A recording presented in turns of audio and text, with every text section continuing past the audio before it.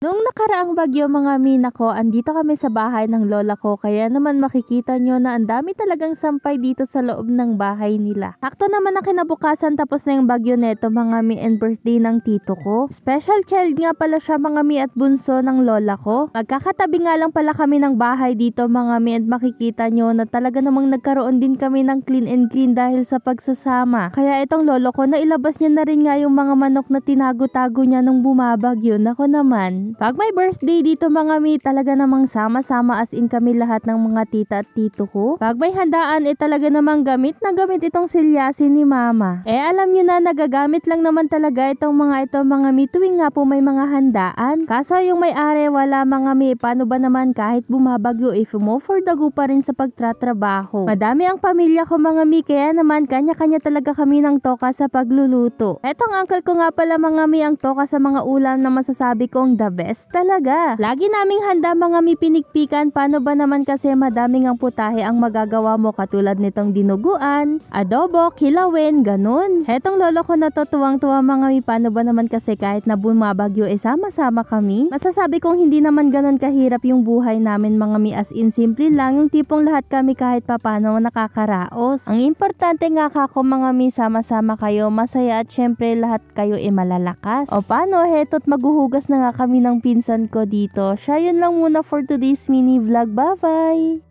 May pang backup ka lang talaga, kayang-kaya mong mag-errand. Dati na nga sideline ni Mario ang mag-errand. Kagabi nga napasama din ako dahil medyo madami-dami din yung order. Kita nyo nga wala pang ayos-ayos yan mga mi at talaga namang biglaan. Okay na nga pala ni Mario itong nagpapa-errand mga mi at sana nga more suki pa ang dumating. Kahit hindi maintindihan yung itsura naming dalawa ni Mario, tignan nyo naman nakakrocs pa siya ng pangbabae dito. Ang importante naman dito mga mi maayos naming ma-order yung mga pinapabili at syempre ma-deliver din ng maayos. Kaya naman PM lang mga mi at sagot na namin kayo.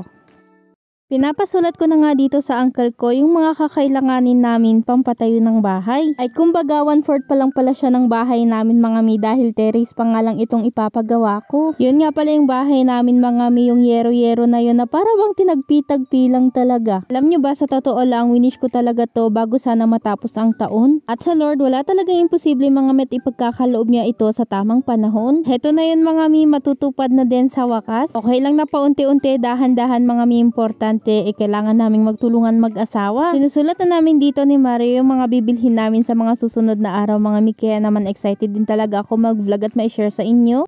Nung nakaraang araw nga, kuhaan na ng card kaya naman kami, dali-dali din pumunta sa school. Kahit medyo masama nga ang panahon mga mi, tatlo-tatlo talaga kaming pupunta at kunin yung card ng anak ko. Pero bago yun, dahil napaaga kami, itong si Prince nagpabili nga muna ng mga pagkain niya dito. Ewan ko ba, excited din ako palagi pumunta ng school mga mi dahil minsan ko na lang din magawa ang sunduin nga po ang anak ko. Kaya ako napamerienda dito mga mi, ang kaso na mahalan lang ako dahil isang stick 20 pesos. Napaisip ako paano na lang mga mi yung batang 20 pesos lang yung baon, konti na lang din talaga yung mabibili. Kaya bilang magulang, kailangan talagang magpursige mga mi para kahit baon, maibigay natin ng husto sa mga anak natin. Lalo na nga mga mi pag alam natin at nakikita naman na ginagalingan ng mga anak natin. Alam ko na lahat ng anak natin, ginagalingan nila. Nakaka-proud lang din talaga mga mi na yung anak ko nakakahabol sa may mga honor.